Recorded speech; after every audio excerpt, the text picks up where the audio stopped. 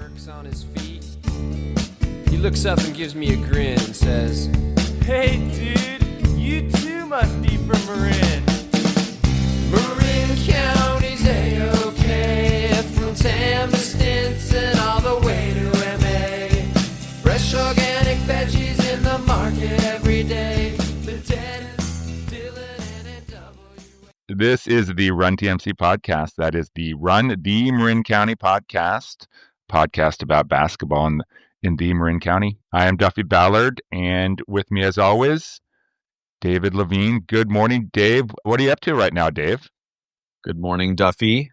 I'm doing quite well. I'm still basking in the glow of our the impromptu coaches coffee yesterday morning at Equator in Larkspur. That was fun. Not a sponsor. That was fun. Not a sponsor, but was great time. You and I sat down with our good friend Kevin Vasquez, the new head coach at Marin Catholic, and the legend Jonas Honeck. And we got our respective coffees. There was an Americano. I had a Cortado.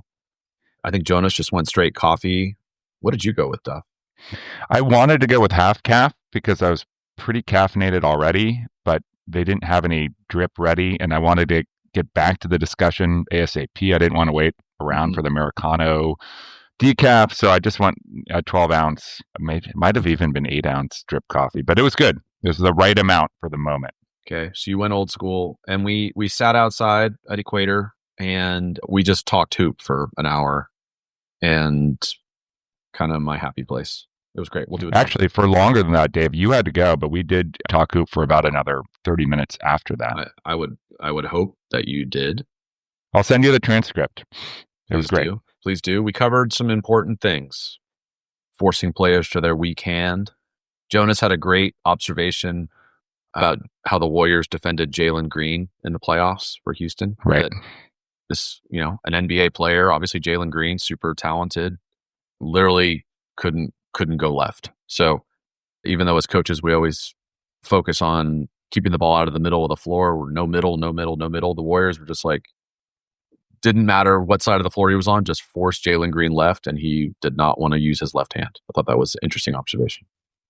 Well, I think it is interesting because I was thinking about this in the moment because Jonas was like, did you see how the Warriors guarded Jalen Green? And we were all like, how did they guard Jalen Green? Obviously pretty well because he wasn't that effective except for one game. Yeah. But as a fan of the Warriors, you're paying attention, of course, to how the Warriors are being guarded, especially Steph, and you're paying attention to the overall game, but you perhaps sometimes are not really paying attention to how they are scheming against the other team because you're invested in the game. You want them to win. And you kind of, at least for me, like my coach hat maybe comes part of the way off or all the way off when I'm watching the team I'm rooting for. Agreed. As I mentioned before, when I was in high school and I ended up having the opportunity to watch a game with Jonas, and it's the same thing with, other Tar Vanderveer, other great coaches. They see the nuances that are not as obvious. It's like looking at a piece of art with a critic, yeah, it looks pretty good. It's like the guy drinking wine in Sideways. Yeah, it tastes pretty good to me. Where Paul Giamatti's, analyzing the tannins and everything. So watching You know how I know how good a glass of wine is? I look at the price tag. I'm like, oh, it must be good. $2 Chuck, baby. So here we are, Duff. We're in late May. Club basketball is still going. However, we're nearing the end of school, and then June is typically a quiet period for club because most kids go back and play some summer league tournaments with their high school teams in June in general. Right. I think required quiet period. Correct. Mm-hmm. So we're nearing that time, and then club picks back up in July for a bit, and then August is usually kind of a dead period and everybody takes the summer off, and then we're back into school. But how's the club basketball going for you and yours? Well, Dave, so we had a tournament in Wichita, Kansas last weekend. Holden was not able to make it. We had previously sketched out the travel for the club team and looked like that was a tournament where the team had enough players, and it seemed to make sense to have our son around home a little bit in the spring. So he wasn't going to go, but then unfortunately there was an illness and a couple injuries on the team. And so last minute they tried to recruit Holden, and we looked at flights, and getting to Wichita, Kansas is not easy this time of year. It was about $1,000, and there would have been some significant travel. And anyway, he would have missed his driver's test, Dave. So it was just very complicated. So apologies to 24-8 Puma team, because they ended up having, I believe, only 5 players for that tournament. They played really well, but they lost at least one game where if they'd had a sub or two, they probably would have won an overtime game. So anyway, they've had a great session so far, a great season so far. They're going to take the quiet period off, and then they come back for a tournament in LA early July, and then there is the massive gathering in Orlando end of July for all the divisions go after each other for the championship of the Puma League. And I'm sure all the athletes will be signed to NIL deals at that point too. So no doubt, looking forward to that. Cool. Well, to all the high schoolers and middle schoolers, whoever, junior high, playing club hoops, keep working hard. It's fun seeing the updates on social media, and I've been to many tournaments, and this is the time of year where players get better. So working hard. Duff, should we hit our sponsors? I think we should. I think it is sponsor time, Dave. So big reminder, Run TMC, the Run TMC store is live and accepting orders. Orders are flooding in, and you have until May 31st. So June is a quiet period for the store, Dave. Please get your order in before then, because there won't be another store until the fall at the earliest. And you can find the ordering apparatus at Run TMC Podcast 1. That is Run TMC Podcast 1 with the number 1, not spelled out, .itemorder.com/shop/category. But I think if you just go to Run TMC Podcast 1.itemorder.com, yep, you'll see the 2 choices: men's tee, women's tee, reasonably priced, and you have got all the options in terms of sizes. So that is the first thing.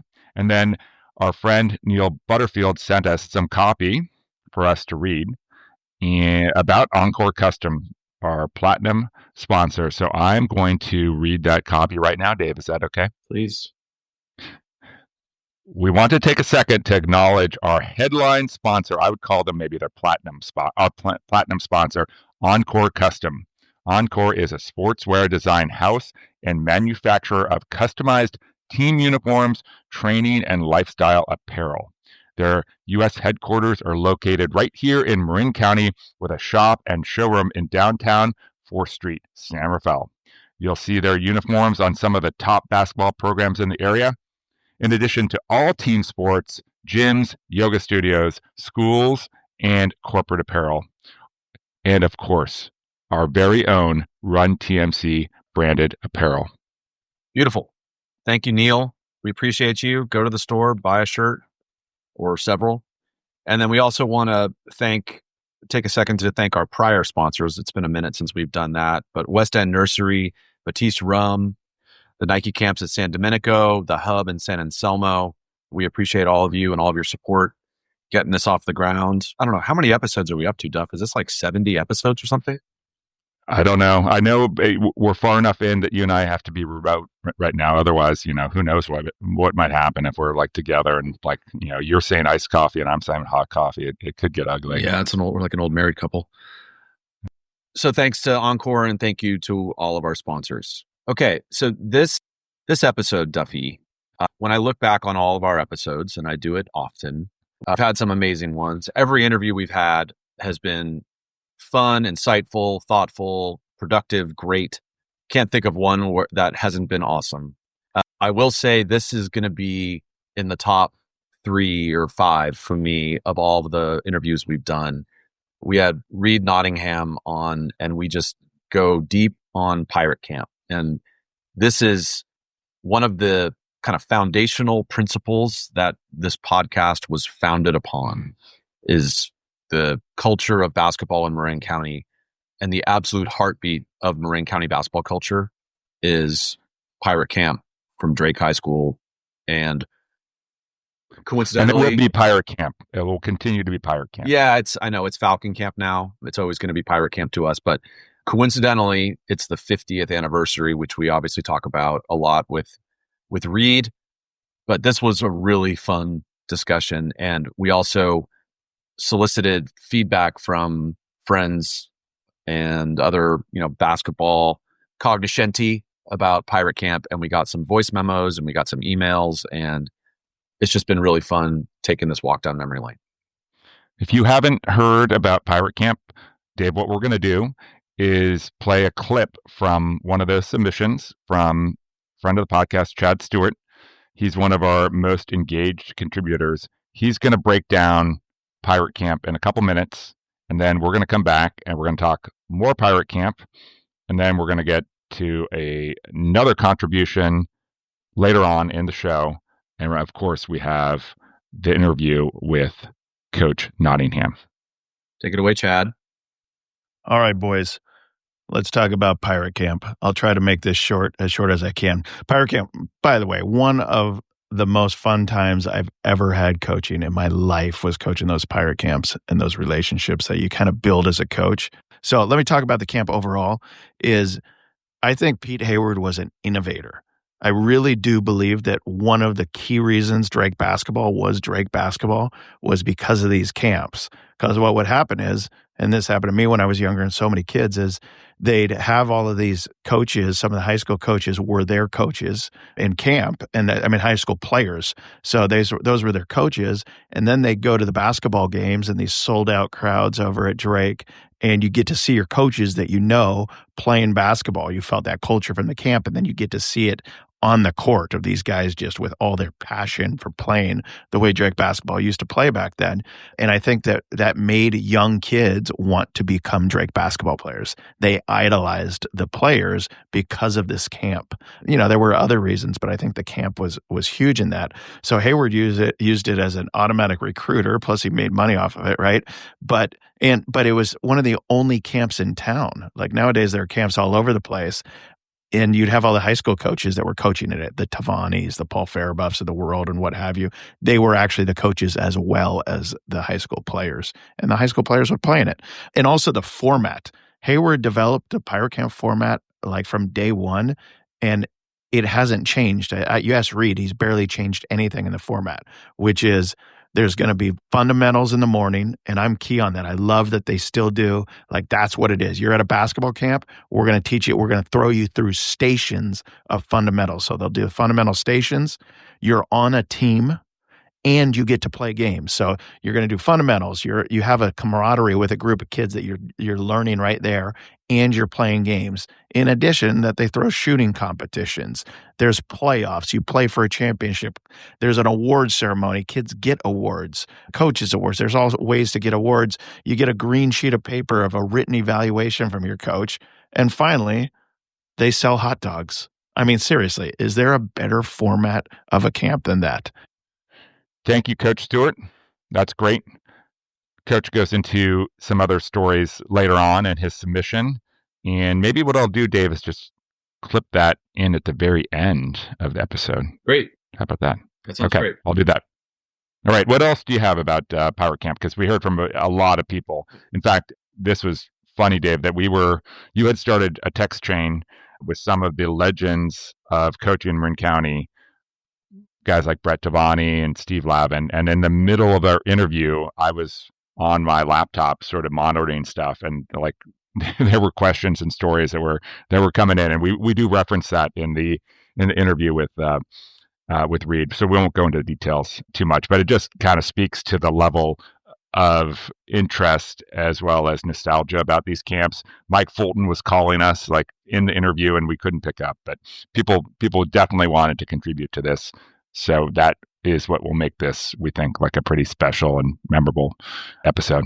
So one thing that was missing a bit, we spent a lot of time, obviously, with Reed talking about the camp. I did want to acknowledge that we didn't talk as much about the girls' side. And so, Pirate Camp has always been open to boys and girls. Obviously, there's usually more boys than girls.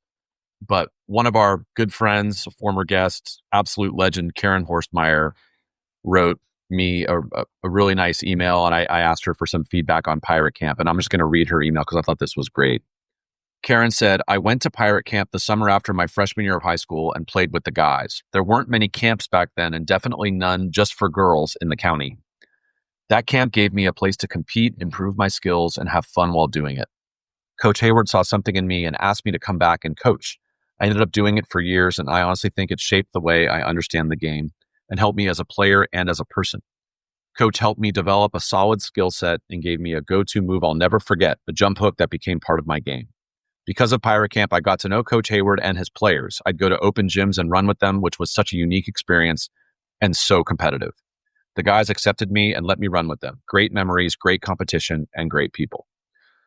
So that's coming from a woman who went on to play Division I at Santa Clara, was a phenomenal Division I player, went on to a career coaching at the Division I level at Cal and at Santa Clara, has, a daughter, Kylie, who played Division I. So she's discussing kind of early days, what an impact Pirate Camp had on her. And I thought that was fantastic. And I wanted to acknowledge that, there have been many really high level girls players in the county who went to Pirate Camp, playing either against other girls, but also often playing against the boys. It was great. Right. Yes, and among her other achievements, and perhaps in the very upper echelon of her achievements, include being one of the first guests on our podcast, as well as being one of the first sponsors of our podcast. Oh, great so point. Thank you, Coach. Thank you, Coach. Yes. Okay, so Dave, piece of housekeeping here. We want to make sure that everyone knows about this. We do talk about it in the interview, but put this date in your calendar if you are an alumni of Pirate Camp in any way. It is July 19th, 1 to 4 p.m. Coach Nottingham is planning to open up the Archie Gym for whoever wants to join for a big open house celebration of the 50 years of Pirate Camp. So July 19th, 1 to 4. We'll put that in the show notes as well. You don't need to get a ticket in advance. You can just show up. I would imagine there'll be some hot dogs. Maybe there'll be $1 burgers. There'll be some shooting competitions. Reed is still kind of putting it all together, but the date is firm and finalized. And so hopefully we'll see you there. It's going to be super fun. Can't wait.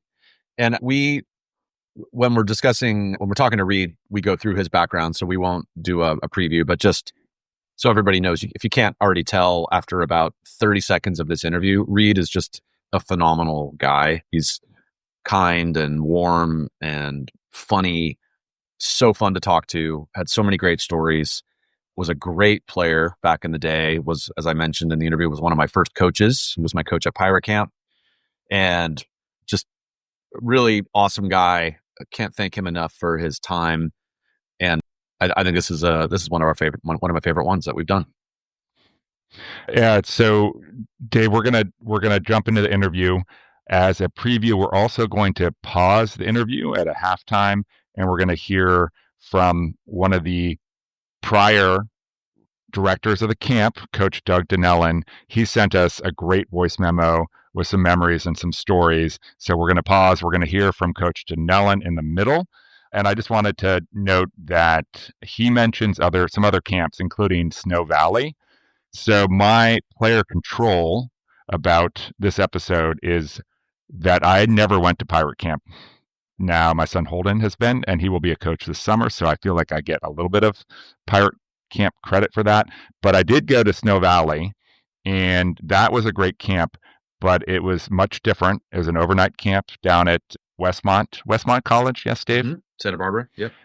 In Santa Barbara.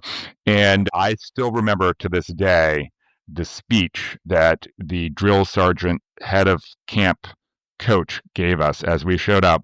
We were getting ready for a week, and he said something along the lines of, "You're here for basketball. Let me tell you a few truisms. Number 1, sleep is overrated. Number 2, food is overrated. Number 3, socializing is overrated. Number 4, basketball is not overrated. Number 5, getting better at basketball is not overrated." So, what are you going to do? What are you going to do, Dave? You're going to play basketball? You're going to play basketball, yeah. Yeah. So, yeah. No, that's great. Very similar speech was given to us at the Lavin Camp, which, by the way, we're going to do another episode at some point of the deep dive on Lavin Camp, which took much inspiration from Pete Hayward's Pirate Camp. But Snow Valley, legendary spot. Another camp that often kids went to in the Bay Area was the Santa Clara Camp. I went to that one as well. Carol Williams coached at Toso Pavilion in Santa Clara. That was a lot of fun, but nothing quite like Pirate Camp. And as we get into here, this was a day camp that people could send their kids to. It wasn't expensive. And the coaches and players who emerged from that camp, people who spent their lives and careers coaching basketball, it's astounding the level of talent that went through that camp. So let's get to the interview with Reed. Good to see you, Duff. And then nice to see you. In the middle, we'll do the Doug Donnellan clip. And everybody please enjoy and put July 19th in your calendar to celebrate the 50th anniversary of Pirate Camp. And don't wait. Do not wait. Go order your shirt now. Once the store closes, it closes, and we'll have to wait for God knows how long before we can put together another order. Very true. All right. Thanks, Duff. Enjoy, Reed. All right, we're going. Reed Nottingham. Nice to see you. Great to be here. So nice to see you. So we're honored to have Reed, one of the prominent figures in Marin basketball history. What a title. Thank you for that. Not an exaggeration. By the way, just a heads up, if I die in the middle of this interview, it's because Duffy gave me creamer that has chunks in it in my coffee. So It's the OG creamer. there is heft to my coffee. A little chew. A little There's bite. yes, this chewable coffee. Otherwise, everything is great. So we're gonna have some fun talking to Reed. Reed is all right, Reed. We'll go through your background quickly here. So he grew up Marin County, Fairfax, San Antonio. Yeah. Kind of a little all over the place, but 6th grade through high school in Fairfax. So a great player at Drake High School from 83 to 87.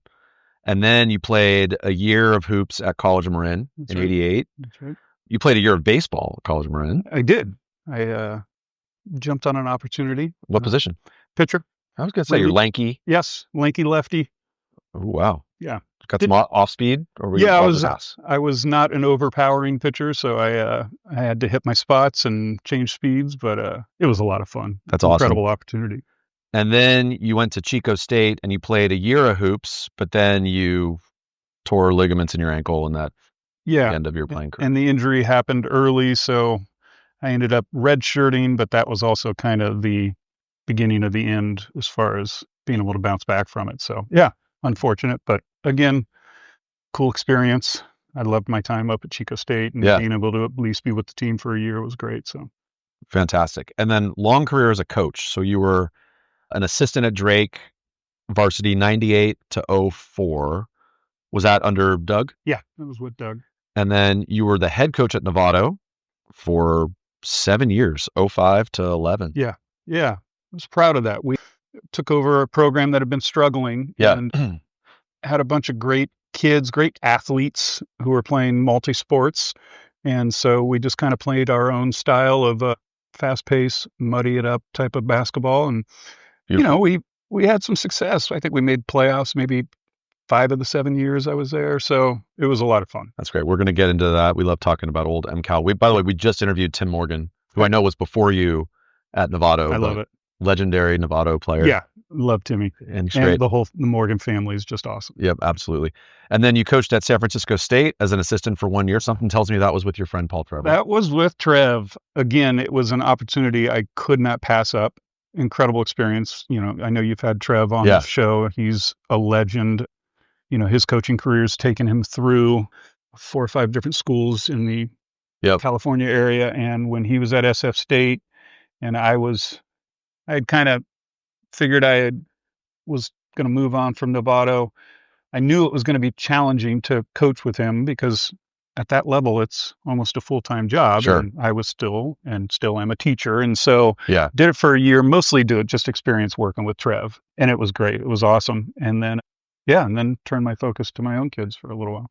And and then you said you coached CYO for many years. You have some kids who are athletes. Yeah. My wife, Leah, and I have 4 kids, and I coached CYO and Little League Baseball for the oldest 2. My oldest son, Trey, who's up at Chico State now also. Nice. And then my oldest daughter, Jenna, who's at UC Santa Barbara. And then we have twins who are current sophomores at San Marin. Yeah. And with twins, a boy and a girl, Bryce and Brianna, I kind of wanted to be able to see both of them. And if I was coaching one, I wouldn't be seeing the other. Sure. So kind of turned into just a happy fan at that point. So, but yeah, coached the older 2 for a stretch. It's been fun seeing you in the stands because I have a sophomore daughter, same as Brianna. And so seeing you with your chair in the bleachers as you showing my age. So, hey, we're all there. Needing a cushion to sit on. Exactly. A lot of time on the wood benches of bleachers. So yeah. We've all been there. So in addition to all this, you worked, I remember this well, you worked in media relations for the Golden State Warriors for a couple years. I remember seeing you down at those games. That must have been fun. We're going to talk about that. Great. Awesome. 93 to 97. Incredible experience. Yeah. And really we're here because Reed's a wonderful human, but the main reason Reed is such a big figure in Marin hoops is for the last 25 years, he's either directed or co-directed what a lot of us refer to as Pirate Camp, but is now Falcon Camp. Right. But it's the Drake high school basketball camp over the summers. And we're going to spend a lot of time today, Reed, talking about Pirate Camp. Fantastic. And yeah, that is perfect. So anecdotally, I reminded Reed of this as we started. So I went to Pirate Camp as a player for many years, and my first 3 coaches at Pirate Camp, I remember from, when I was 5th, 6th, 7th grade, whatever, Steve Lavin, Reed Nottingham, and Paul Trevor. And 2 out of 3, pretty good ones. Oh, please. And here we are, I'm 50, and my life, I look back at my life, and the most meaningful experience of my childhood was Pirate Camp. Wow. And I've had a life of loving basketball and friendships and everything. And it's because I had coaches like you, Reed, when I first started off. Wow. Well, thank you. That's incredibly kind to say. It's been a pillar of the community, and we'll talk about it more. But yeah, I still remember drawing up plays for you, coming off screens for some open shots. So come on, I was setting screens. Okay, These so are not jumpers, were they? So let's start with Pirate Camp, and this is totally by coincidence, but we've been wanting to have you on for a while. We finally organized it, and the timing's pretty good, right? So why don't you talk about why is this year special for Falcon Pirate Camp? The timing for this is perfect. And let me just slide in there. I love what the both of you have done. The rich history of basketball in Marin County and beyond is just so deep. And I know so many people have been involved in it and been affected by it. And so for you guys to be able to put this platform together where people can relive experiences and memories, it's just awesome. And so I was so excited to be asked to be a part of it. And then the timing of it, this is the 50th year of Pirate Basketball Camp, the 50th anniversary, which is just amazing. I was doing the calculations, and between being a camper and then a coach and then the supervisor and then co-director and director of the camp, I've been involved in, I believe, 37 of those 50 years. So it's played a huge part in my life. Yeah. All 4 of my kids went through all their grade school and first 2 high school years as coaches, as campers, and then they became coaches. My wife Leah does the enrollment and payroll for the camp. So it's played a big part in our lives for sure. The history is rich. It was started by obviously the legend Coach Pete Hayward. Yep. And Pete started the camp kind of based on these 3 pillars. He wanted kids to learn the game of basketball and improve it at the game of basketball. He wanted kids to have fun doing it. Yep. And then he always wanted to make sure that it was affordable so that anyone and everyone who wanted to come could come. Great. It's what he based it on, and it's still true to this day. I, in fact, reference those three things the very first thing every Monday morning for camp, because it's what it is. It's what it's based on. Coach created an opportunity for tens of thousands of kids in Marin County and beyond to have incredible learning experiences. And like I said, it's just been kind of a cornerstone of the Marin County community and basketball community. So back in the day, so when it was started, because today the ages of the camp are what, third grade? Students entering 3rd through 10th grade. 3rd through 10th. Okay. Boys and girls, 3rd through 10th grade. Yes. So, and back when I was going and Duff was going, you used to have a high school division as well, right? Now today, and we're going to talk about, hoops has changed. Youth athletics has changed. We've talked about it ad nauseum with club basketball and that. So a lot of high schoolers now are playing these travel tournaments in the summers and they're not around. Right. 20 years ago, 30 years ago, that wasn't really the case. Right. So Pirate Camp was a big deal for high schoolers to compete against other high schoolers. Absolutely. It was the only show in town, might be a little ridiculous, but pretty much was for a good stretch of time. And as you mentioned, it used to go all the way through entering your 12th grade or senior year. Yeah. And the top players in Marin County were attending these camps. It wasn't just Drake players. It was Marin Catholic and Sanderfell and Terralinden. I mean, all of them. We had representation from Novato and San Marin and Redwood and Tam. And I mean, it was high level basketball. And it was an opportunity to obviously make connections and make friends, but it was also an opportunity to get after it and play some really good basketball. The coaches that we had, and I can talk more about that shortly, the coaches that we had when I was young kind of coming through were legends, and you were just in awe of who you were standing there being taught by. It was an opportunity to kind of measure up against other players within the league, so to speak, or the county, and even some players coming down from Sonoma County, some players coming in from San Francisco. But it was just really good high-level basketball. And it wasn't just playing. Obviously, we were drilled and we were going through stations, and there's legendary stations we can talk about where you were building your skill set. So incredible experience. But it used to go all the way through 12th grade. Yeah. And then, as you mentioned, there have been some things that have developed that have changed. And we talked about this with, I think Chad brought this up, and you mentioned some of the coaches. We're going to talk about that. But even just in those high school sessions, you had the high school coaches from Marin were coaching teams. So Brett Tavani, Paul Farabuff, these guys were coaching. So for the players, it was a great chance to compete against their rivals, but also get some exposure with some really great coaches. Who were coaching in high school at that time. Go, Duff.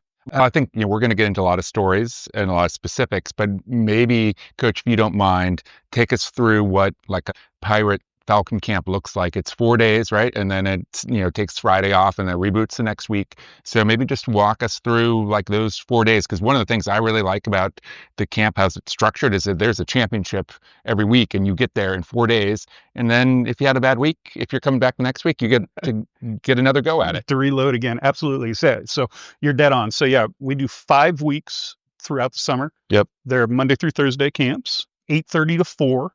As you mentioned, by Thursday, you've got league champions in different age levels. You've got shooting contest champions. There's an awards ceremony. It does kind of put a nice bow on the week. And then, as you said, you turn around and so many campers return for multiple weeks that come Monday, you've got new teammates, you've got a new coach, you've got new competition. Yep. So it's fantastic. It's designed to combine skill work with competition. And so the stations that we go through, the clinics that we run, teach the basic core fundamentals of basketball. We build on that and build on it.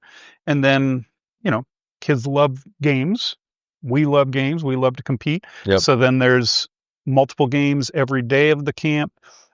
We do different shooting contests, different dribbling contests, all sorts of things. But that's the basic format, and it's held that format for pretty much all of its 50 years. So it's an incredible mix of fundamentals and skill development and then competition. And it is so fun on that Monday when you have the evaluations and then the coaches make the teams and you find out your team, and it's always NBA, right? That's right. So whether you're on the Jazz or the Blazers or the Warriors and then you play those league games, and at the end of the week, that Thursday, I mean, I still remember championship games, and everybody who's not in the game is lined up around the court. You have the coaches who are reffing. So some of the moments that I remember, I remember Mike Fulton and Pat Sandel yelling at each other because, or Spencer and Lav getting in fights because one of them's reffing the other's games, and they're all competitors. It's a great spirit, but the mixture of skill development and competition. Yeah. And then of course it's Pete Hayward, right?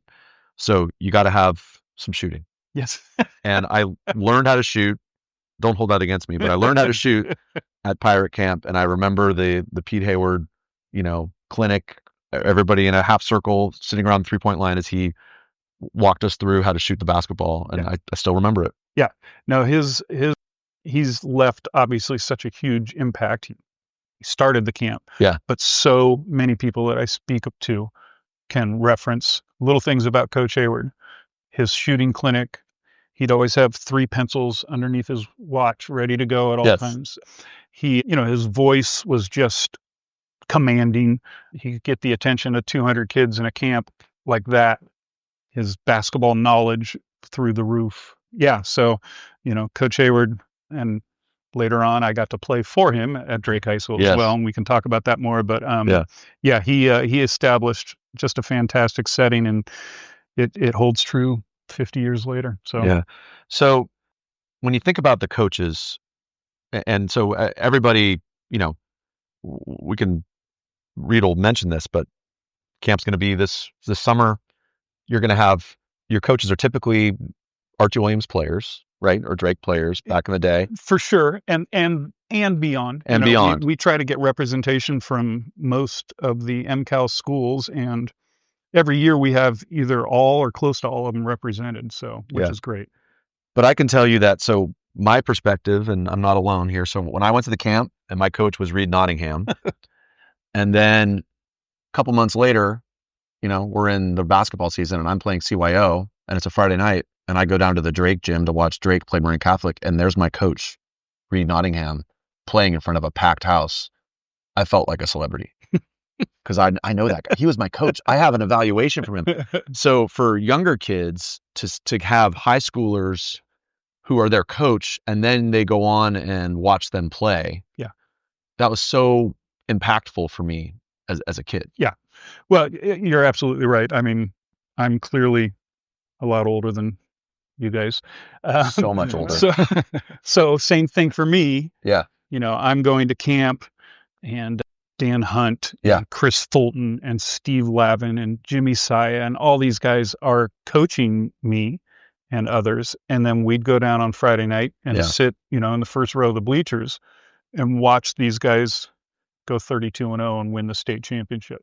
And they were heroes. They were celebrities. They were signing autographs when they were in high school. It was amazing. And so it's a tradition that goes on, and it's what builds that sense of community. Yeah. That the kids see their coaches, see their role models, see their idols playing at a high level. And I mean, what an incredible message that is, and inspiration for them to push and drive and get better. And then I've always talked about this also. I don't know if there's a better way other than working on your skills to understand it than to teach it. Right. It's been such a great learning tool for every high school student and beyond, college students, to come back and improve at the game just by teaching it to the younger kids. So it kind of serves both purposes. But yeah, I mean, there was nothing like going and watching some of those high school games. And then as you had mentioned, Brett Tavani and Paul Farabuff and Daryl Smith and Dale Amon and all these names, and then you're watching them coach these varsity players at the highest level. It was really, really cool. But then you also look back at the coaches who coached this camp. And again, this is a day camp. It's affordable. You can just roll down, send your kid. You're playing. The coaches who coached Pirate Camp, who went on to college coaching careers, it's astounding how many Division I coaches from, Jimmy Saya, Steve Spencer, Paul Trevor, Steve Lavin, Alex Pribble, Dave Granucci, Mike Hayward, Pat Sandel. I can keep going. Dan Hunt. Yeah. I mean, went on to college or professional playing careers and coaches. I mean, you have some elite coaches coaching a day camp. Yeah. From 8 to 4. So, yeah, I'm interested in getting your perspective on how that happens. Obviously, it's not all because of Pirate Camp, but Pirate Camp is an opportunity to bring together these players who have an interest in basketball and an interest in thinking about basketball. And then once one or two of them goes into coaching, they tend to bring people along, right? And becomes that coaching tree, Sure. like, the Belichick coaching tree or Walsh. So is it go all the way back to Pete Hayward and creating that, or is it more organic and sporadic? It may be a little bit of both, but I mean, first off, the names you just threw out are amazing. I am in the process of putting together the celebration for this camp, which we can talk about more. And part of it is listing out just how many people have been campers, coached at camp, went on to make that their passion. Coaching in high school or their career by coaching beyond. Starting a podcast. There you go. I'm up in like the I have 60s. a confession. I never went to Pirate Oh, Camp. no. But my son Holden, Should we turn his I mic think off? Duffy my should son leave Holden right now. has been many years, and he's going to be coaching this summer. So I think I think I made up for it. Yeah, no, you're in. But yeah, I'm up into like the 60s to 70s as far as how many names I'm sure that I've come up with. I've spoken to Doug Donnellan, who's just a human Rolodex, and he's amazing. And so just starting to come up, it's astounding how many people.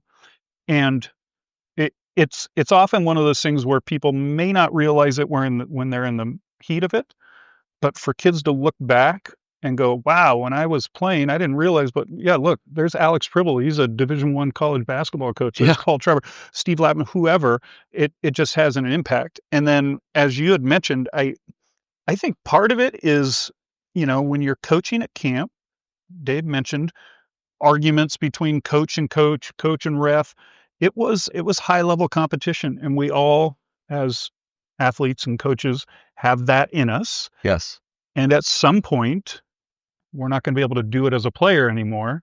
But a great way to continue it is through coaching, and so I think it planted the seed for so many people to get a taste of coaching, and again, passing on the knowledge they have and watching younger kids, or at some point high school kids or even college kids, be able to have that aha moment and click and put into action what they've been taught. It's such a satisfying feeling that it's a little contagious. Once you get a taste of it, clearly a lot of people have enjoyed it. So a big theme in coaching, and we've talked about it in several of our episodes, is just getting kids to learn how to compete and be competitive, right? So there's a difference between playing hard and competing. Dave Granucci said that on this podcast, and I just love that and go back to it all the time. And I think back on Pirate Camp and seeing the coaches, seeing, Pat Sandel and Jimmy Saya, who before camp, you watch them, they're arms around each other, they're best friends, and then they want to freaking kill each other when Sandel calls a charge on Saya's kid. Yes.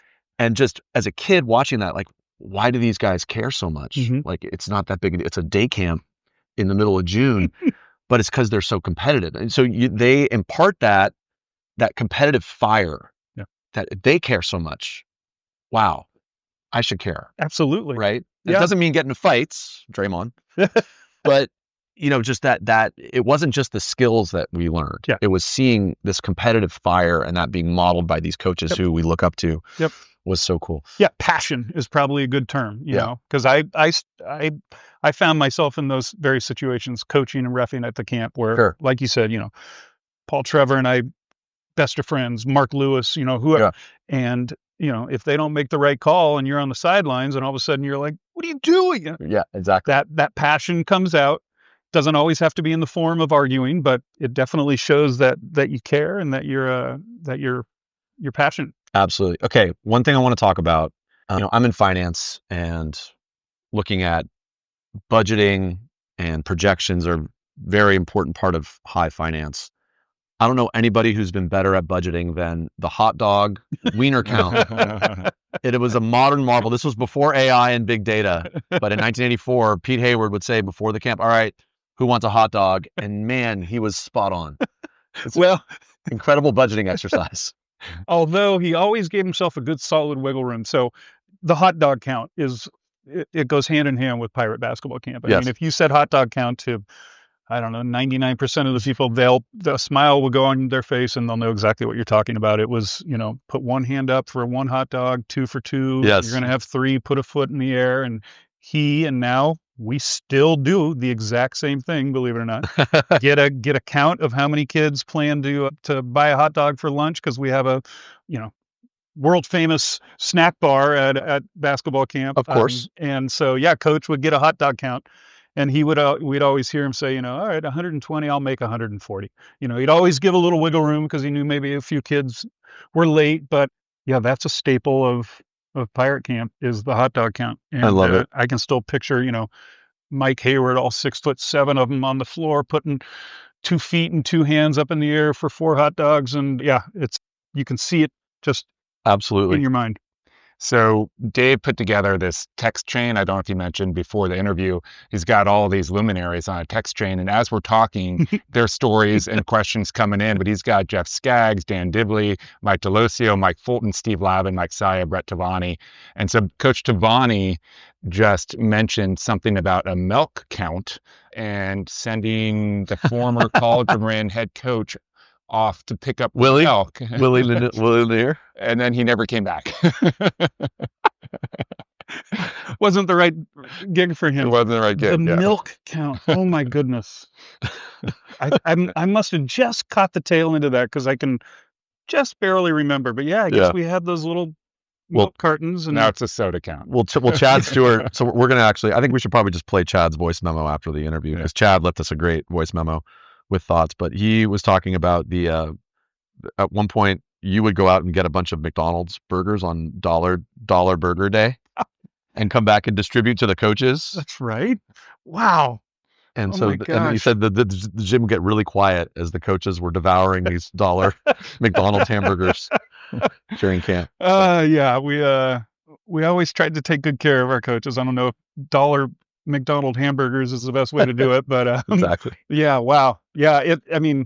I'm telling you, the most exciting part of putting this celebration together is gathering stories like this. It's just, I don't know how many times I've gone, oh, that's right.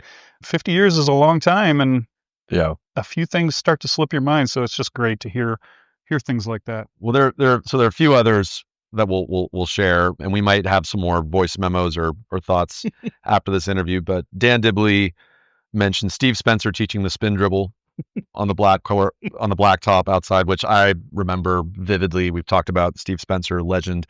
But in the middle of summer, 90 degrees, you're on the blacktop outside and you're working on your ball handling.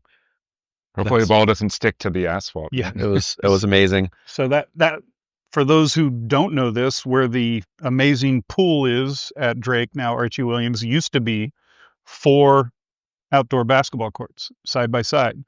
And there were some legendary pickup games on those courts. But for camp, I still remember Steve Spencer's dribbling station on the farthest 2 outdoor courts. That's how coach referred to it. Yep. And you got out there and there's Steve, and he's just glistening in sweat, and he's got the 30-inch thighs because he was just a powerhouse. And we'd be doing wall sits up against the hot chain link fence while half the camp was working on, or half the station was working on their ball handling, them flip flop. And that's an image that has stayed with me forever, is the Steve Spencer dribbling station. You add to it Steve Lavin or Paul Trevor or Alex Pribble or Chad Stewart running the defensive station in the small gym. It always had its own gym because you got loud, you got active. Yep. The coaches would come out of there barely able to speak because they had just, thrashed their voices. And the energy level just picked up. But I can go on and on. I still remember post moves with the two starting centers of the state championship boys and girls teams, Dan Hunt and Sue Baroni, Yes. doing post move stations. And, it's just with each station, with each part of camp, you almost had to do like a reality check. Like, is this really happening right now? Am I being taught these things by the people, as you've mentioned, that I've been watching win state championships and dominate the game of basketball, and here they are teaching me? It's remarkable. It was memorable stuff. So yeah, but yeah, It's funny how these things stick in your head. So I'm watching the Celtics documentary series on HBO right now. It's great. I'm not a Celtics fan, but it's a great memory of those years, right? And they were going through when the Celtics were competing against the Sixers in those years in the playoffs, right? The Dr. J Sixers. And they briefly touch on Andrew Toney and what a great offensive player he was. And I still remember Steve Spencer explaining to me the difference between a regular spin dribble and an Andrew Toney spin dribble. That the regular spin is you just kind of pivot, but Andrew Toney would throw down that left foot and spin all the way around. He's like, that's Andrew Toney. And this is a regular kind of protective spin dribble. I remember I was 12 years old. I can't remember where I put my keys. Can't remember anything that's important. But I still remember the Andrew Toney. Hot dog count and Andrew Toney spin dribble. There you go. Well, you keep the important thing. Yeah. All right. I've got a Zach Borello. My friend Zach Borello said Ace Thielen running a defensive station in the small gym and running off the wall to dunk it. Mark Lewis teaching me how to shoot out of a phone booth. Yeah. Those don't exist anymore. No. Court 2 being the greatest court in the history of courts. Thursday relays and block party. Coach's game at lunch. God, yeah. These are all, I've created a list to share with people when we get to this celebration. And I mean, all of those right there are on my list and come to mind immediately. The coaches' games at lunch. Yeah, the pickup games. Yeah. I mean, again, all these campers, and they might not, especially the younger ones, might not realize who their coach is in the basketball world yet. But suddenly at lunchtime, they're all sitting around the entire perimeter of the basketball court. And just in a pickup game of 5-on-5, 10 coaches out there doing amazing things, knocking down 30-footers and a few throwing down dunks, but more so how they move the basketball, how they move their bodies, how they defend, how they communicate, all the stuff that we're trying to teach every day at camp. And now it's there in front of them and they're seeing the coaches do it. Yes. Huge impact. And those games, you can't take the competitiveness out of competitors. No. And so whether it's a pickup game and it starts a little, and then, at some point I'm like, hey, next basket wins, and the defense will go 5 minutes without anyone scoring because people are just locking each other up. And so, it's a big part of the camp as well. Gosh. Borello pointed out you would always hit people in the shooting pocket during award ceremony. So if there's shooting competitions and if you win the shooting competition, you get a basketball, and Reed delivers the basketball to the people in the stands. And he said, you'd always hit people in the shooting pocket. That's sweet of him.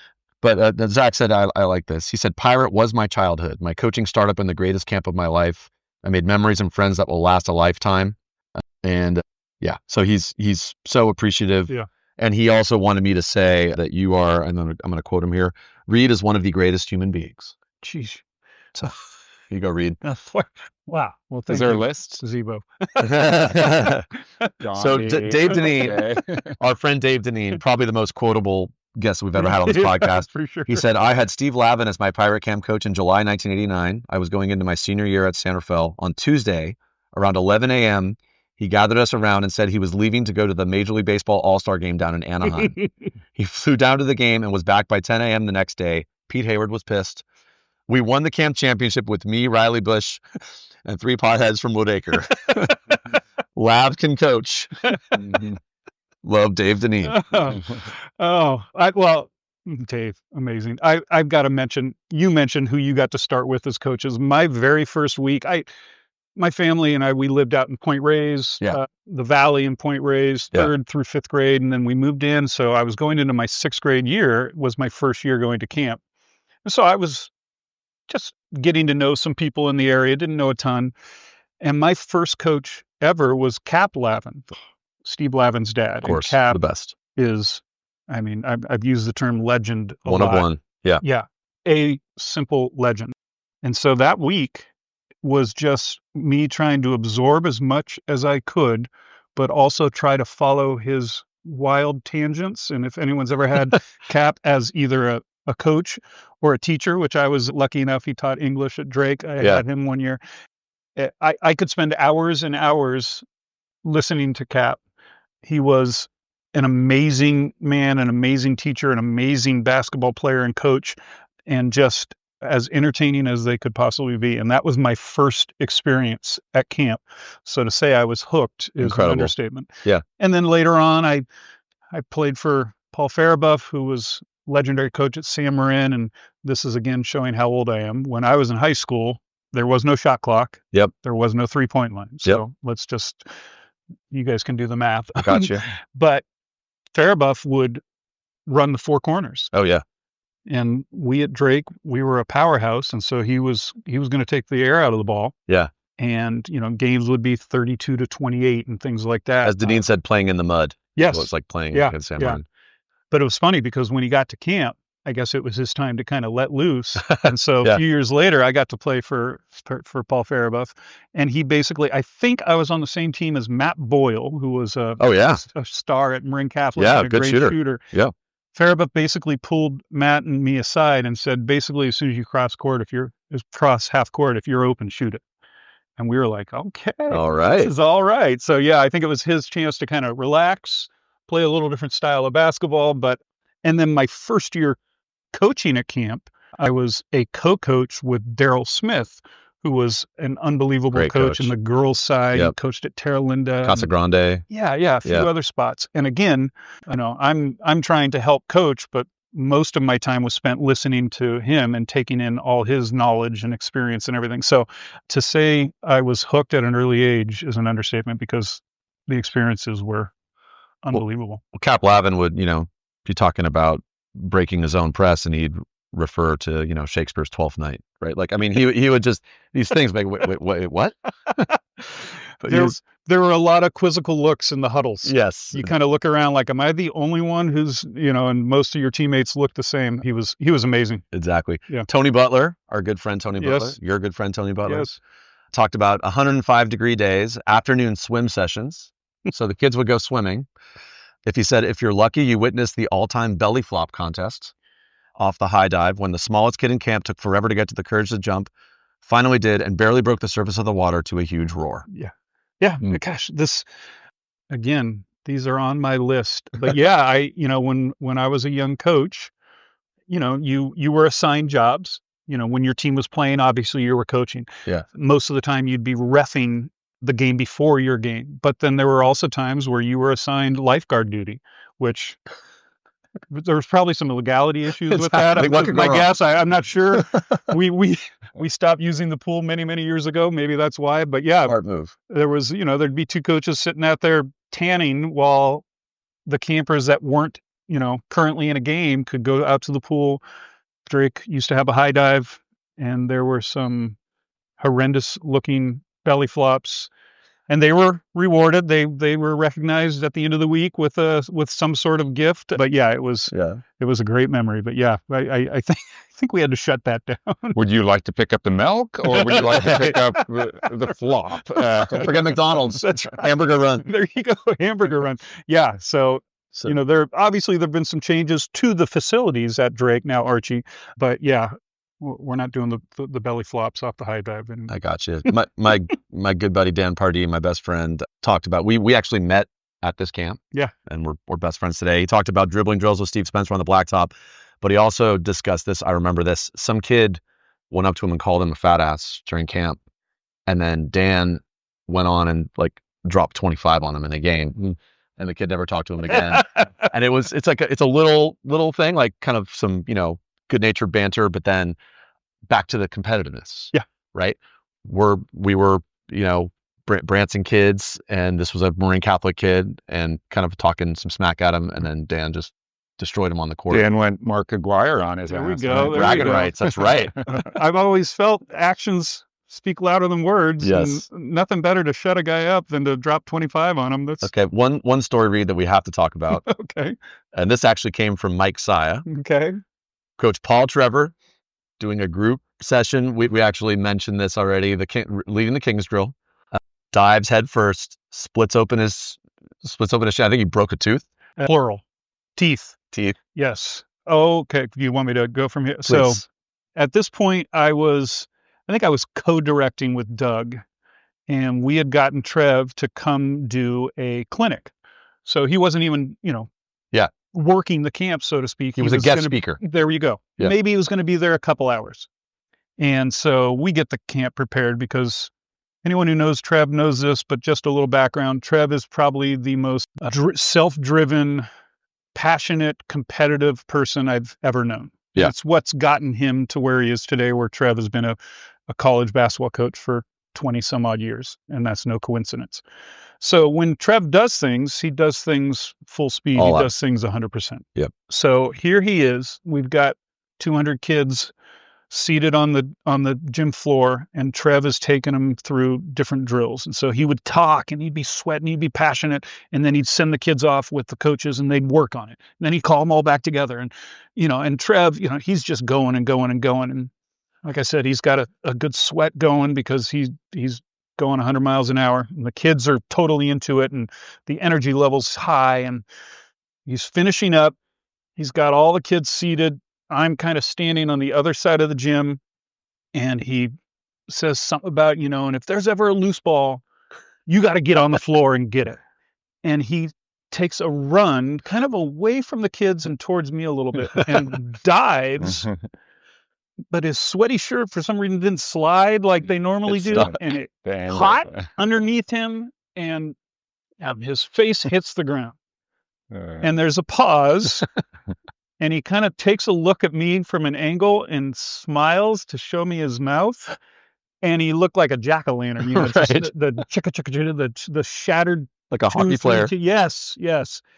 And so I'm immediately like, okay, kids, that wraps it up. Let's give Coach Trevor a big hand. They all clap for him. In the meantime, Trev's picking up little pieces of his teeth off the court. I think we sent him off to lunch for the campers at that point and sent Trev off to the local dentist. But I mean, it's Trev, and it's a memory for a lot of people. Like I said, we tried to shelter the young kids from it a little bit. From the trauma. But yeah. Trev in a nutshell, basically, right there. I love the guy. Love him. I'm going to keep coming back to the milk. Real quick medical tip: if you do fracture your tooth and you want to try and salvage it and have it, put it in milk. You put it in milk. And I'm speaking as someone who's had a tooth knocked out multiple times. If only someone would go make the milk run for the pirate camp. Where is that, Coach? Yeah, exactly. Wow, this is not only a memory lane, but informative. Yes. Public service announcement from Dr. Duffy. Awesome. Mike Saya did say winning a pirate camp title as a coach was a big deal. It was, and it still is. And, I know it, I don't know. I mean, trophies have kind of become everyone gets a trophy thing, right. But we always did and still do give a trophy to the coach when they win a week. Yeah. And often they're kind of surprised when I hand them a trophy, but I still have mine. Yeah. And I'm not embarrassed to say I still have them. My kids who have coached and have received the trophy, whether they were playing or when they were coaching, they still have them. I know others do. And so, yeah, we honor the coaches because they're putting something together in those 4 days that work to be able to come away with it. So, yeah, I mean, our goal every week is to try to balance teams as best as possible. Right. That's challenging in the short amount of time, but often it comes down to who's kind of putting their kids in the best situation to win that championship. So yeah, absolutely. So, I mean, we could go literally could talk for 5 hours with pirate camp stories. Have we even started? I don't know. Yeah, exactly. We will get more and more from people. Encourage any listeners, if you have stories from pirate camp, send them in, to record a voice memo, shoot us an email, text us, whatever. But before we move on from pirate camp, Reed, discuss the 50th anniversary celebration. Thank you. Awesome. So we've mentioned it a few times. This is the 50th year for Pirate Basketball Camp. It was something that I wanted to honor. And so what I'm doing, and the word is now going to start to get out, is we're going to do an open house celebration because I want this truly to be open to anyone and everyone who would like to set foot in the gym again and share some memories, hear some people talk, see some visual aids of days gone by. And so this celebration is going to be on Saturday, July 19th from 1 to 4 p.m. at the Drake, now Archie Williams gym. Great. I've got some guest speakers lined up. We'll have some things to take a look at. The world famous snack bar will be up, barbecue and hot dogs. We do a hot dog count. Yeah, We're we'll going to do a hot live dog count. podcast, aren't we, Dave? Are we a live podcast? A live in the event? podcast. Wow. Look at it. Microphones. We can do it. My plan is to have the small gym open for people to do some spot shooting if they want to go back to their glory days. And so, yeah, I'm super excited. And I've just started the process and started to reach out to people like both of you as well. Yeah. And already the feedback is amazing. I mean, it's going to be challenging to get everyone we'd like to be there. Of course. It's the middle of summer. Yeah. Not everyone lives locally anymore, but the response has been great. And then, like I said, in doing this, starting to form lists of those campers who went on to play college or professional basketball, those campers and coaches who went on to make coaching a major part of their life at the high school level, college level, and beyond. Yeah. It's fascinating. It's heartwarming. And it's just something that we're really proud of, and to be one of the 3 directors for this camp, obviously Coach Hayward, and then Doug Donnellan and Yep. myself, it's a privilege and an honor. And so I hope I'm able to, give it its flowers with this celebration. And I welcome anyone who wants to just kind of stop by and see some faces and hear a few people talk. I'm hoping it's going to be a great experience. Amazing. Yeah. Awesome. One of the really fun things about doing this podcast is the walks down memory lane, and it's amazing how often we come back to Pirate Camp. Yeah. And an extension of Pirate Camp being Lavin Camp. Steve and Cap went on, and Rachel and John and everybody in the Lavin family started their camp and really mirrored after Pirate Camp. Yeah. I mean, the same kind of format. And it's happening as we speak. There's a lot more opportunities for kids. A lot of schools are doing their own camps, and a lot have kind of followed the same kind of map. Why wouldn't you? It's a fantastic camp. So yeah. Okay, let's talk about Reed Nottingham, the player. Because I remember, as I mentioned, you were my coach, and then I watched you play, and I'm like, wow, Coach Reed can play. So lefty, lanky. What are you, 6'4"? Yeah, I think when I graduated, I was 6'5", skinny, to say the least. I think I was 6'5", 165. Yes. When not anymore, but but yeah, by my senior year, I think I was there. Yeah, left-hander. So, memories of the MCal in your high school days. Who were your rivals? Who do you remember? Yeah. So, it was amazing playing for Coach Hayward, and then playing with some of the basketball players that, my stretch. I was fortunate enough to play 3 years of varsity with Coach. And so I kind of came in right after the state championship teams, but I played with Mike Hayward and with Paul Trevor and Ned Freeman and Dave Scafani and Mitch Pierce and Mark Lober, and I could go Sam Delosia. I mean, I don't want to leave anyone out, but we had really good teams. So, a lot of people were our rivals because people were coming after Drake basketball for sure. But, I know my senior year, Santerfell had a great team led by Was that Pravelli? Bill Archer. No, a little before. Before Bill Archer and Drew Miller. Yes. Andrew Fideli. Wow, I can't remember. I can't believe I'm remembering some of these names. They were super strong. But then all the modern rivalries still stick. Yeah. Drake MC. Drake Nobody Redwood. likes MC. Right. From Drake. We had huge battles with Tam. One of my favorite people. Zach said those kind words. Yeah. Jerry McIntosh. Oh. Who's just Rest in peace. yes, Jerry Mac. one of the most amazing guys I've ever known. And he would beat the snot out of you on the basketball court and then give you the biggest bear hug afterwards. Yep. And we were good, close friends off the court as well. So we had a really healthy but awesome rivalry. Daryl Rory and Damu and Ramon and oh my gosh, again, just some of the names that kind of pop back in. So yeah, I mean, all the rivalries were great. It was before the 3-point line. Boy, if we had the 3-point line back then, that would have changed things. That would have been special because, like my junior year playing with Mike Hayward in the post, we were feeding the ball to Mike and relocating and getting balls back and knocking down shots. And My sophomore year, we had Mike again and Mitch Pierce, and Mark Lober was our front line. Yeah. And those guys stood probably like 6'4", 6'5", 6'7". You don't see that as much anymore, which is really So interesting. Mike Hayward, we actually just saw Mike a couple days ago. We're working on it. We're going to get him on. So Nice. he's Pete Hayward's son. Yes. Mike was the Pac-10, back when the Pac-10 existed, Pac-10 Freshman of the Year for University of Washington. Yeah. I mean, he was a NBA level player. Yeah. And I believe someone told me this. I think he was recruited by Duke. Yeah. As well. So Coach K. We got to live kind of vicariously through Mike. Yeah. And it was back in the day, again, how old we are. No internet, Right. you weren't posting highlight reels. So letters, for those people who don't know, It's in the mail. it's like an email, but on a piece of paper. On a piece of paper. Right. With heft. Yeah. So letters from schools were a big deal.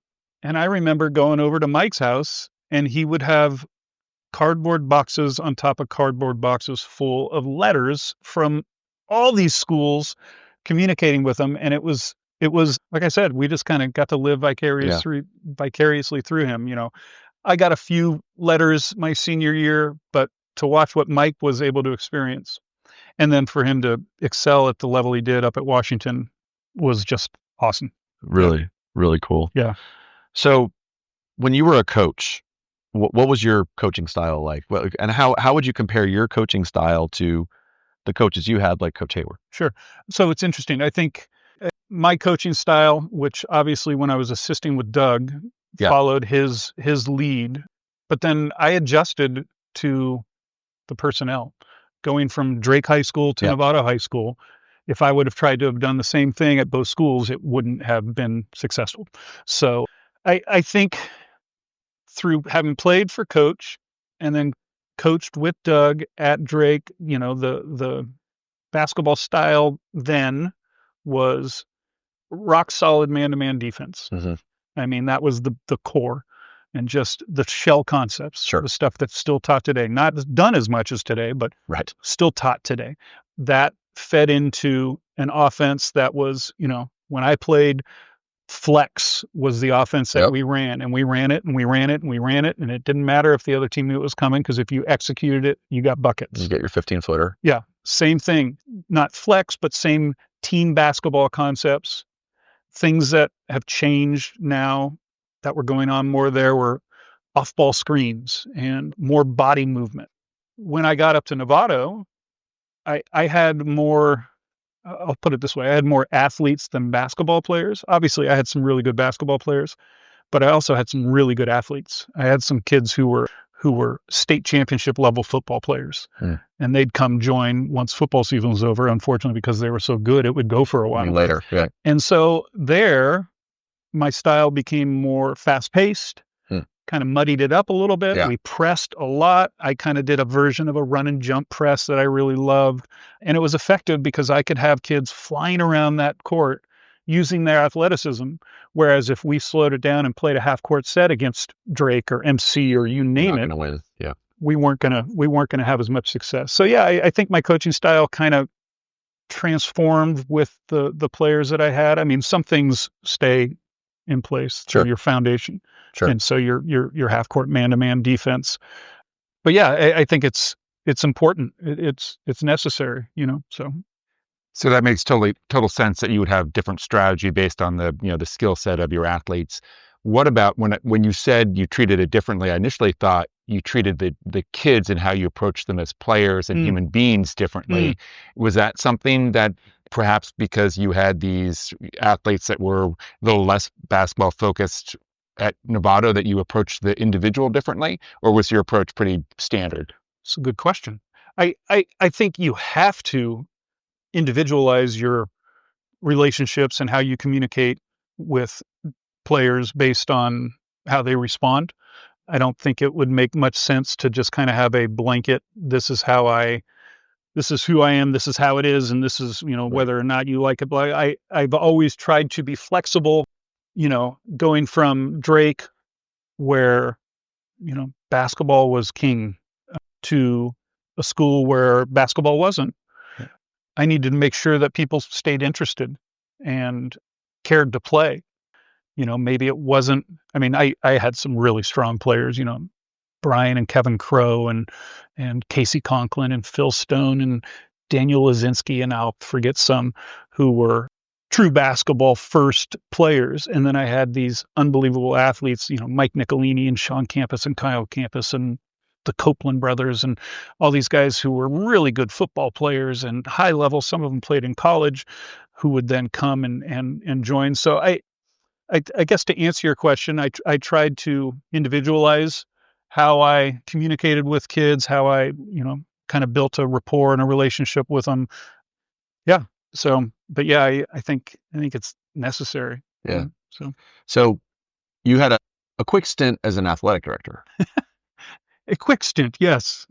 Discuss that and the good and bad of being an AD. Sure. So, at the time I had been teaching in the Novato School District for 22 years. Now I'm in my 26th year teaching up in the Novato School District. And my 23rd year, I had the opportunity to apply for the athletic director position at San Marin and got the position and fully expected it to be what I would do for the rest of my educational career, if we want to call it that. And what I discovered, and this wasn't my plan, what I discovered was I would much prefer to be working with the kids and be working with athletes than doing the administrative part of it. I spent more time in front of a computer that 1 year as an athletic director than probably all my other years combined, which is fine. But I realized that it wasn't going to be what I wanted to be doing. San Marin kind of had a rough year that year, so it was. This was coming out of COVID, year. Right? Yeah. Oh, geez, it was. Yeah, we were still wearing masks. Yeah. So it was when trying to put the timeline together. It was, so the first year of COVID, they restructured the seasons, and they had, half the sports were in the winter and half were in the spring because fall had gotten wiped out. And so baseball and basketball were happening at the same time, things like that. This was back to the regular schedule, but it was, in the heart of COVID, we were doing tests. Players were wearing masks. So there was a lot of unique situations. Yeah, I don't envy you in that situation. Yeah, that was tough. And that was a part of it. I will say I loved working with the other athletic directors. They were all fantastic people. Yeah. I give them so much credit because it's a somewhat thankless job. It's a hard job. It's exhausting. Yeah. It's stressful. And, and I loved working with the coaches at San Marin and the players, but there just wasn't enough of that. And I found myself, talking about being skinny, I lost a lot of weight because I wasn't eating and sleeping. I was just, and I was like, I don't think this is what I'm supposed to be doing. So, I got you. It was never intended to be a one and done deal. And I felt bad about doing it, but so now I'm back into teaching. Nice. Yeah. Okay. Well, we're in the middle here. As you can tell, so fun to talk to Reed about Pirate Camp and Falcon Camp history. We could go on forever and ever, but we did want to share a voice memo we got from amazing coach and Marin basketball legend, Doug Donnellan. Doug was a coach at Drake High for many years and directed or co-directed Pirate Camp for, I think you said 27 years. So Doug had some great stories and perspective on the camp, and we wanted to share his thoughts. So Duff, anything? This is going great. We're going to hand it over to Doug, and we're going to go straight back into Reed. And Reed's going to talk a little bit about his time working for your very own Golden State Warriors in the 1990s. Enjoy, Doug. Hey, Dave. Hey, Duffy. This is Doug Donnellan. I got your message about the piece you guys are doing on Pirate Camp. I think that's awesome, especially with the 50-year anniversary coming up this summer. I could obviously talk for hours and hours about Pirate Camp and my experiences and just the great memories I have. But there are some things I'd love to say. First off, just what a great thing it was that Pete Hayward came up with the idea to create it. Yeah, it all came from him just wanting kids in the gym playing basketball and having fun so that they would continue to get in the gym, play more basketball, and work on their game and get better. And there's no way he could have ever imagined the impact that Pirate Camp would have on Marin County and the basketball community. It's really an incredible institution. I feel super lucky that he passed it on to me, and I got to run it for 27 years before passing it on to Reed Nottingham, who does a fantastic job keeping that going. But I just have so many memories about camp. Going back to, as a kid, I didn't go to Pirate Camp until I got to high school. I was always going to other camps, and we're in Catholic Camp and Snow Valley and things like that. But when I got to high school, all of the best players in Marin County were at the camp. So going into my senior year, I went to camp, and the Western Division, the older division, had 8 teams on it, and it was just loaded with great players from Marin and beyond, actually Sonoma County too. But the coaches were incredible. Guys like Brett Tavani and Cap Lavin and Paul Faribuff were coaching the division. I remember my team went to the championship that week, and my team had Dan Kenilvord, Steve Lavin, I think a young Mitch Pierce was playing up in the division, and we lost in the championship to Mike Fulton and Dan Hunt and some other great players. And I'm just thinking how this is crazy. We're just playing on a side court in the Drake gym, and the game was like an intense playoff MCAL battle. Cap Lavin, to be coached by Cap Lavin at a summer camp was amazing. And you know how you get an evaluation from your coach at the end of the week. And I remember that after the last day, I'm like, hey, Cap didn't give me an evaluation. I can't believe he didn't write me one. And about 2 weeks later in the mail, I get a letter from Cap, handwritten, 7 pages. It was incredible, just talking about my game of basketball, but also about life and developing characteristics he thinks I could develop. And it's still a cherished memory of mine. When I started coaching at camp, which was in high school, Coach Hayward would have 24 teams, and every team had a head coach and an assistant coach. He had 48 high school kids coaching 24 teams because he couldn't say no. If somebody asked for the job, he gave it to them. It didn't matter how many people were working. And it just created this great community. All the coaches would hang out after camp, and Thursday night we'd write evaluations, for our teams together, be a big party. Just the experience was incredible.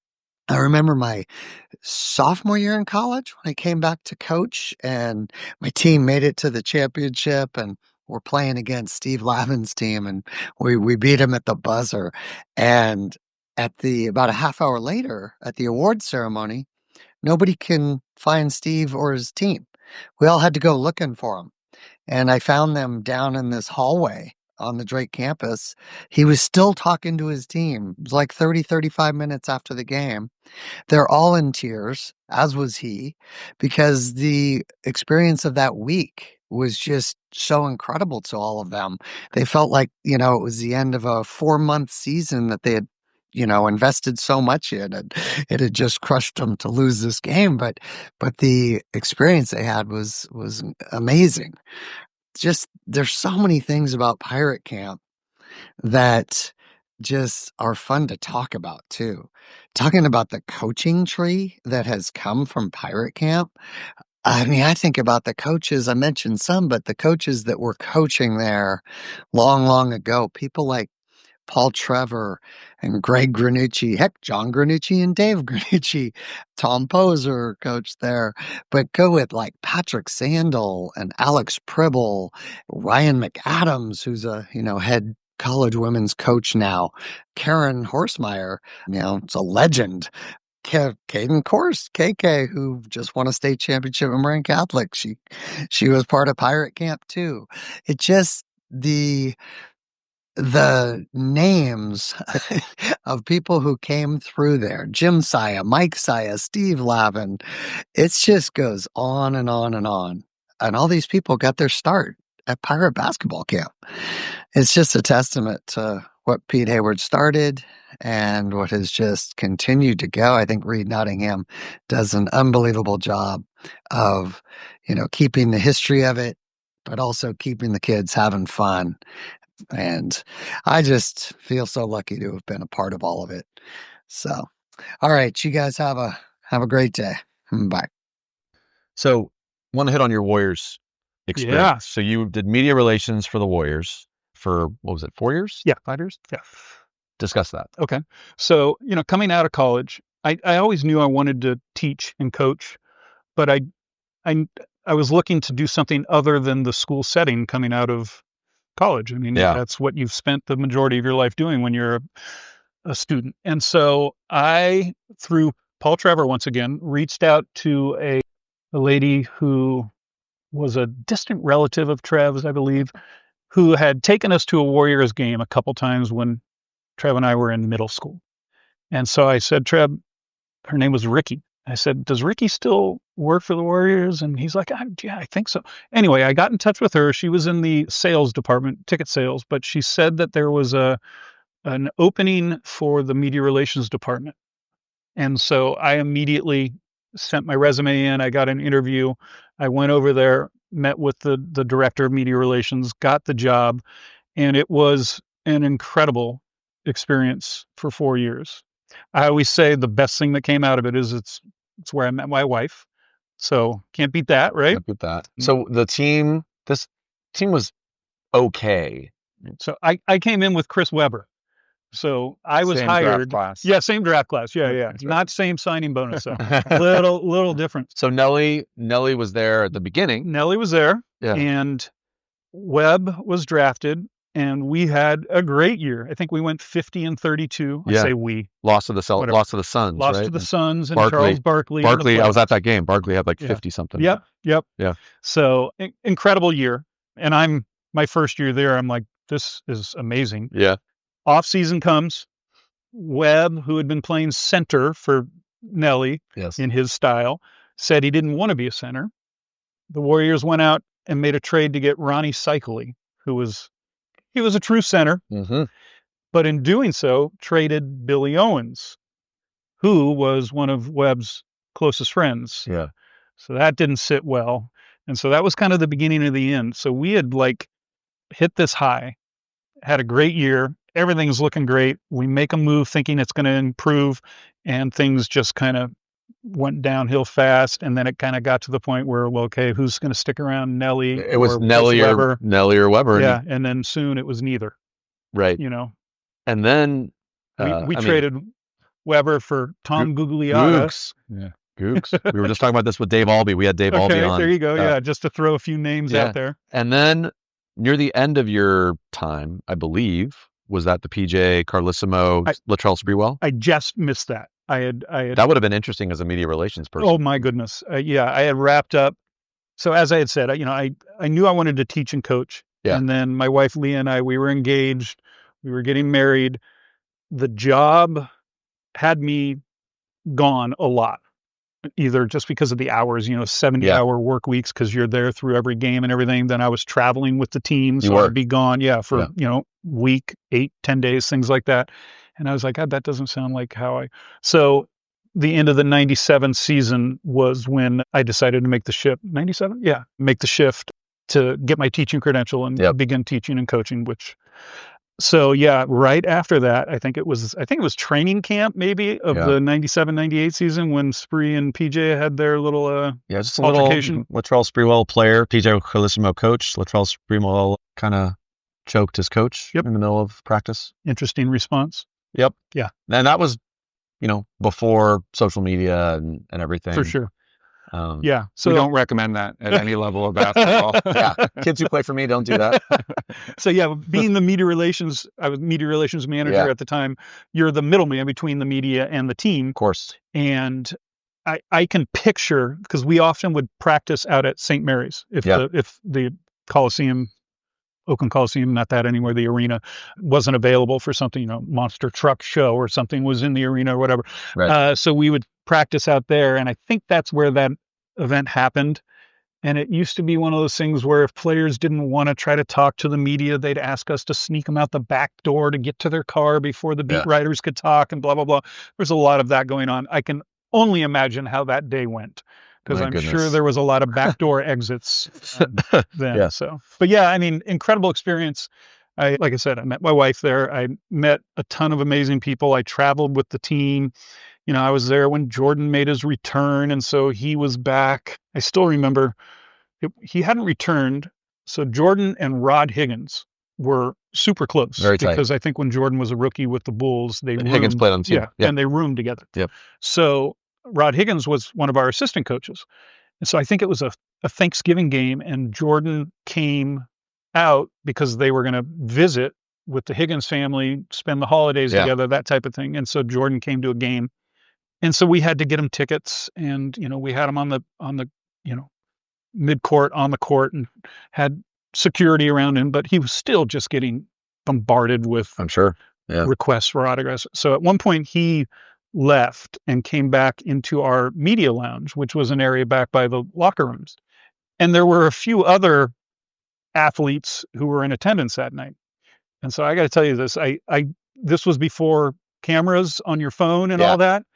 Oh, I wish I would have had one. I found myself in our media lounge, which was a room like this, it was me, Michael Jordan, Jerry Rice, Richard Dent, and Ricky Waters. You fit right in. Yeah, the five guys who you normally hang out together, right? How much bling? What was the total amount of? Well, Reed himself had. Well, yeah, it was. substantial Yeah, I was bling. loaded. No, it was crazy. It was so cool. And again, I was just like, yeah, can I get you guys a drink or They anything? sent you out to get the milk. Yes, I went.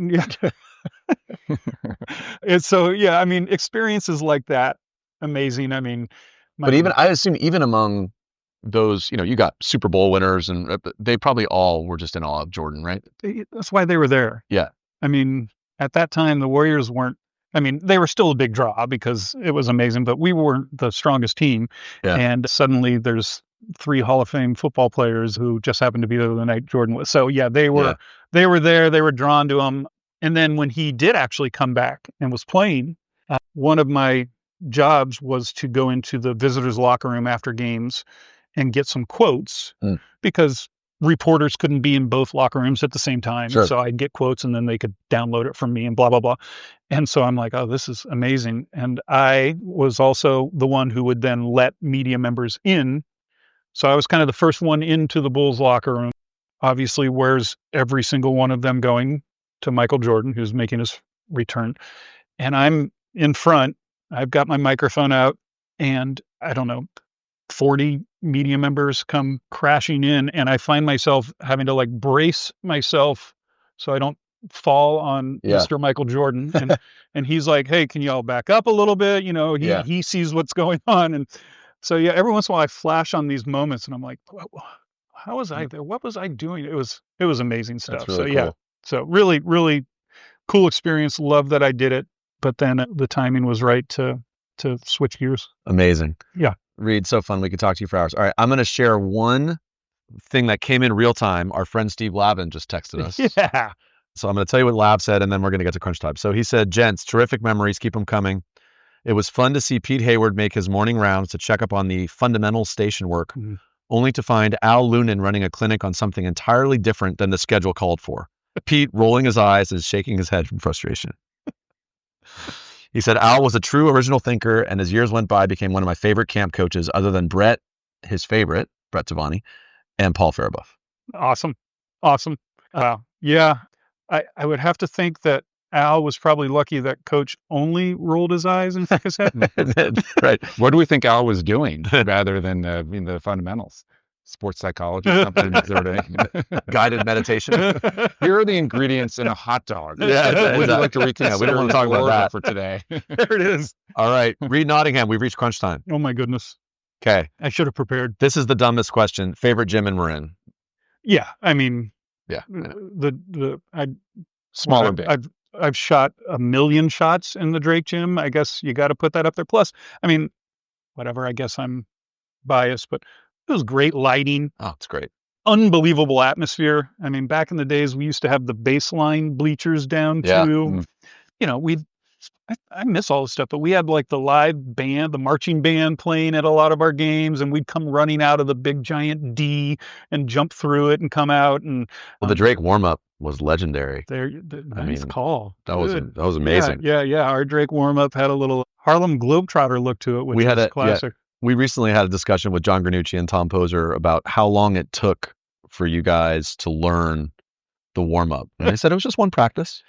And it was always Coach Hayward, we'd run hard practices, serious practices. Yeah. And then at one point, in preseason, he would say, all right, I'm out of here. Get your pregame set up. And he'd leave. Oh, wow. And it was on us to do it. So the upperclassmen had to teach the upperclassmen taught the lower ones. Yep. And there was always a couple that really struggled. It's complicated. It was complicated. And we were like, come on, because we had been doing it. So it seemed like second nature. But yeah, I don't know, it meant a lot. The other team would see us and hear us, and it would kind of set the trend for the All right, so a suggestion for the 50th anniversary of Pirate Camp. I think we should have some Drake grads do the warm up. Wow, we'll have Can you to make have that happen. Yeah, we'll have to have some ice ready and A couple trainers nearby. Yeah. Massage chairs. Yes. Okay, best player you ever played against? Oh, geez. Well, going outside of Marin, we always played in the Reardon tournament, preseason tournament. Yeah. And there were some high level players there, and I'm so bad with names, but I remember when we were playing against Reardon, the host, and I believe it was my junior year, and they had Terrence Mullen and Chris Monk. Oh, yeah. Terrence Mullen played at Oklahoma. Yeah. Monk played at USC. USC, of course, the great player. And we might have lost to Reardon, I hate to say it, but we had an epic battle against them at their place, probably the championship game for the tournament. So those guys were amazing. I think Terrell Lowry, who played at Loyola Marymount with Hank Gathers and Bill Kimball, and he was in that tournament. So off the top of my head, probably those guys. How about toughest Marin player? Jeez. Well, I mentioned Jerry McIntosh, and I love Jerry, but he was just a mountain of a man. Yeah. Couldn't budge him. Could not move him off the block. Couldn't box him out. So he was a beast. Little Julius Randle to his game, right? He's a lefty. Yep, lefty. I remember going as a seventh, eighth grader watching those teams play because I grew up in Mill Valley, and Jerry Mack would just do the mic and drill right before tip off, and I was like, yeah, man, that guy, he's in it. He was, and like I said, you could not move him. So you had to find other ways, try to be quick enough to get around and move. But he was tough. Bill Archer was a really good basketball player at Santa Fe. I know I'm forgetting a bunch of them. By the way, his brother Bob is an avid listener and always Bob up in Seattle. Was a great guy. Bob was 1 year older, maybe. Yeah, Bob played at SR as well. Yeah. So the Archer brothers. Yep. I know I'm forgetting some. That's all right. Yeah. How about you can hit us up later? Okay. That's right. We can edit it in. We can clean this up in post, as they say. All right. Greatest Pirate Camp players that you remember? Like, was there somebody that you just, whoa, this player lit up camp? Wow. Well, I mean, I think during my time as a player or as a camper at camp, some of those same names still stick out because, the Archers would be at camp. God, I still remember a kid named Scott Wagner, who was a Terra Linda guy. He was a good player, but I think he was just stronger than most at his age. Yeah. So he could play physical ball. But Kenny Woodard was our friend Kenny. Yeah, Kenny was a really good camper, and he's been involved for a number of years with me. I love Kenny. I taught Kenny in middle school way back when, and then great human. He was a camper and a coach for me at camp. Woo! That's good. I should have prepped. That's all right. Yeah. Okay. Favorite Warrior during your tenure with the Warriors? Well, who are the good guys? Yeah. I mean, Chris Mullen immediately jumps out as he was my favorite player. Yeah. A lot of them were pretty good guys. I love Timmy Hardaway. But then some of the guys who were, bench players, Keith Mr. Jennings. Oh, you remember? 5'7"? Middle Tennessee? Yeah. I loved Mr. Jennings. He was awesome. I love that guy. People like Andrew DeClerc. Yep. Victor Alexander. Big smoothie. Big smoothie. Yeah. So Jonas. I still remember playing one-on-one games with those guys before and after practices. Oh, really? Just kind of an accidental, Yeah. hey, and then backing them down. And so those definitely stand out, but they were all good. Webb was a good guy. Avery Johnson and his Southern accent. Went on to be a great coach. Yeah. Could you tell he was going to be a good coach? Yeah. Yeah. I mean, because he was a veteran at that Yeah. time. And so his term was young fella. He'd be like, young fella, let me show you what you're going to do. Got that here. great voice. Yeah. Yeah. So he was amazing. Bob Lanier was the interim coach after Nelly left. And I forgot that. big, sweet guy. Size 37 shoes. Massive Something feet. crazy. Yes. Yeah. Hall of Fame shoes. So I know I didn't name one. I think I named a lot. That's great. Joe Smith. All these guys were great guys. That's great. Okay. Last question we ask everybody. Favorite Marin restaurant? Okay, so there is, without a doubt, my number one Marin County restaurant has been closed now for about 20 years. Oh, dear. So I don't know if you guys will know this, but it was Riccardo's. It was a little Italian restaurant in San Anselmo. It was on San Anselmo Avenue, the area that floods way too often. Right. It was this little hole-in-the-wall restaurant. Oh, I remember off that of place. That. Yeah. It had the wine bottles hanging off the ceiling. Totally. The most amazing chicken parmesan and penne on the side, and a glass of wine, and unbelievable food, and just a really relaxing setting. And we went in there enough that you knew the wait staff and everyone, and they were just such kind people. And unfortunately, I think they just couldn't recover from so many times being flooded out and had to close down. So I'll still name that, even though it's not in existence anymore. Riccardo's in San Anselmo was. That's a great answer. Yeah. What about Cucina? Do you think Cucina's close? Have you been to Cucina there in downtown San Anselmo? I have. I think I've been there once, and I think I need to get over Riccardo's because I just nothing measures up to it now. Like I won't even order chicken parmesan at other places. I try, and then I'm like, no, it's just not going to. So I still put Riccardo's ahead of it all. So if Rick, the son who was running the place, if he's listening, bring it back, Rick. Come on, run it back, man, run it back. Or maybe cater lunch at Falcon Camp. Oh my God, there we go. There we go. Gourmet. Got a gig for you. Yeah. Reed, so fun to talk. You don't want to talk about flubber? You didn't want to bring that one? Oh. It was on there. 30 seconds on flubber. Reed was the star of flubber. Incorrect. Yeah. My wife, who was a part of the Warrior Girl dance team, was contacted by this group asking if they wanted to be in the movie. Yeah. And I thought that sounded a little sketchy. So I'm like, how about if I go along just to make sure? And it was a legit casting agency. And so while I'm kind of waiting, they're like, are you here to try out to be one of the basketball players? And I was like, oh no, we're just, and they were like, well, we're looking for tall guys like you. And next thing you know, we've both been cast as a basketball player and a cheerleader in the, how many awards did Flubber get? I don't know. So Robin Williams, right? Yeah. And Dan Dibley obviously told the story about how he was in this. So we now have the answer. So the referee was it Larry Moyer. It was Larry Moyer. I thought it might, yeah. And the coach, Bob Sarlott, famous Bay Area comedian. I used to see him do stand-up. Perfect. Yep. He was the coach. So yeah, it was a remake of Absent-Minded Professor, I believe.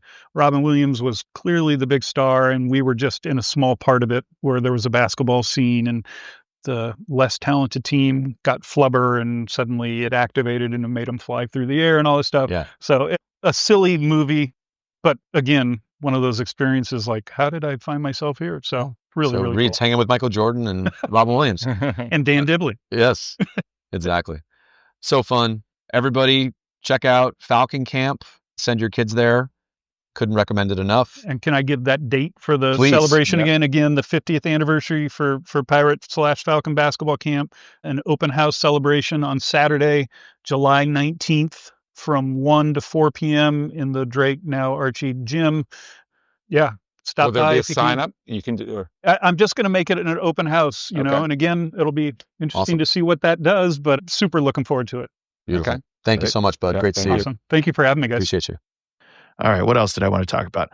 My memories. I loved Pete Hayward doing shooting clinics back in the day. He'd always have, at least when I was growing up, he'd have like a painter's hat on with a bunch of basketballs. It was a funny hat. It wasn't a baseball hat. It was actually a painter's hat. And he would be this old guy that was teaching the fundamentals of a jump shot, and he would always give his clinic every year. Loved that. Also, memories are, I think, the camaraderie of the coaches.